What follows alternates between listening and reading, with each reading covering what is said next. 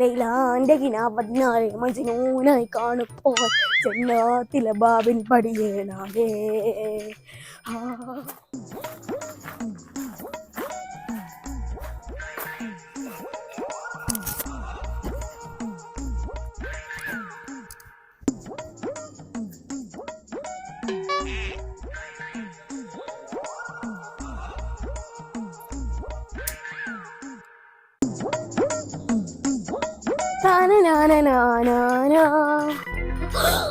സുബ്ഹാനല്ലാഹ്. ദാ സുക്കൂറെ, എത്താ എനിക്ക് ഇവിടെ പരിപാടി? എനിക്കൊന്നുമില്ല. ഞാനേ ഇവിടെ കാറ്റുള്ള വന്ന വെറുതെ. അന്റെ ചെറുകിടൊന്നും ഈ വല്യമ്മാന്റെ അടുത്ത് നടക്കൂല. എത്തല്ലേ കജ്ജില്? എന്റെ കജ്ജിലോ ഒന്നുമില്ലല്ലോ.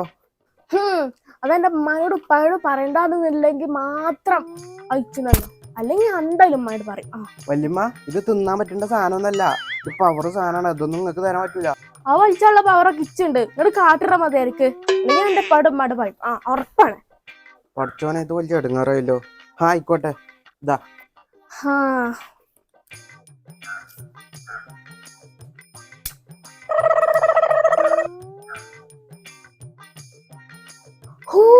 എന്താ രസം. ശ്വാസകോശൊക്കെ ഉണ്ടോന്നാ പഠിച്ചോനെ.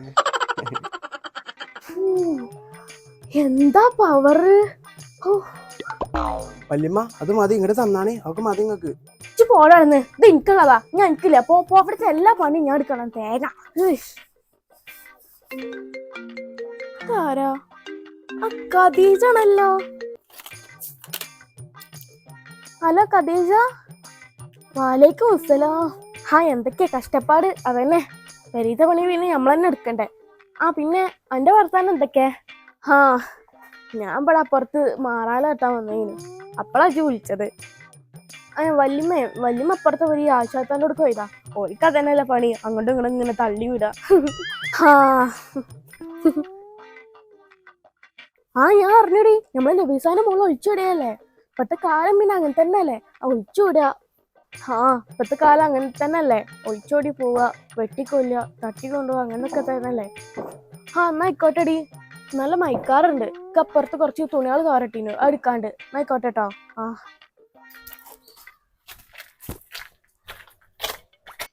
ആകെ 20 ഉറുപ്പ്യ വാങ്ങിനെ. ഇനിയിപ്പോടുന്ന ഞങ്ങളുടെ പൈസ.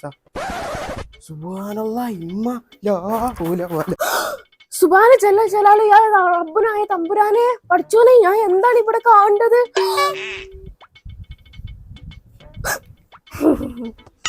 അല്ലെങ്കിൽ നിങ്ങൾക്ക് ശ്വാസകോശം കിടുങ്ങിയൊന്നുമില്ല. എന്നിട്ട് അതിന്റെ ഇടയിൽ ഇതും പാടി വലിച്ചിട്ടങ്ങള് എന്റെ മമ്പുറത്ത് വല്യങ്ങളെ.